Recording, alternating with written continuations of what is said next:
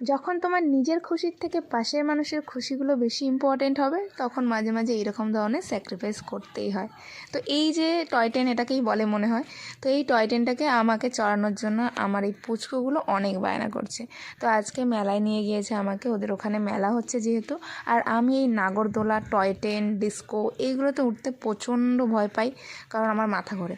আর তারপর ওই যে মিকি মাউসটা থাকে, ওটা আমার চড়ার অনেক ইচ্ছা, বাট এখনও পর্যন্ত চড়তে পারিনি। ওখানে দেখো কত বড় ইলেকট্রিক নাগরদোলা, এটার মধ্যে মানুষ উঠে যে কী মজা পায়, আরে বাবা, আমার তো দেখেই আমার যেন একদম মাথা নষ্ট পুরো। আর ওই দেখো মিকি মাউসটা, ওটার মধ্যে যদি কেউ আমাকে চড়তে দেয় তাহলে আমি চড়তে রাজি আছি, কিন্তু এইগুলোতে না। তারপরেও অনেক জোর জবরদস্তি করে এই মানুষগুলো আমাকে নিয়ে যাচ্ছে, দেখা যাক। আর দেখো আমি তো ভয় পাচ্ছি, এখানে বাচ্চাদের থেকে মারা উঠে পাগল, মানে কত বড় বড় মানুষের ভিড় এই টয় ট্রেনটা চড়ার জন্য। দেখতেই পাচ্ছ কত মানুষ উঠেছে, অ্যান্ড বাচ্চাদের থেকে বড়রাই বেশি এখানে। শুধুমাত্র আমারই ভয় লাগছে, কারণ যখন টার্নিংগুলো হয় প্রচণ্ড স্পিডে যায়, আর আমার মনে হয় ওই ছিটকে আমি বাইরে চলে যাবো একদম। তো এদের হয়ে গেছে, এবার হচ্ছে আমাদের পালা। এই যে পুচকুগুলো প্রচণ্ড এক্সাইটেড, দেখতে পাচ্ছ ওরা দুজনে ওখানে বসেছে, আর আমি আমার বোন এক জায়গায় বসেছি।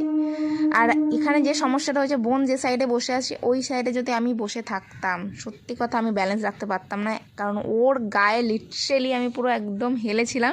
কারণ ও ওখানে ছিল বলেই মনে হয় আমি ওই টয় ট্রেনের ওখানে ছিলাম, নাহলে উড়ে রাস্তায়, মানে টয় ট্রেন থেকে একদম নিচে।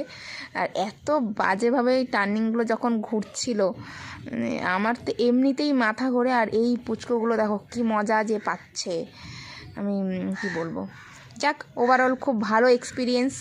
মাথা ঘুরছিল অনেকক্ষণ পর্যন্তই মাথা ঘুরছিল।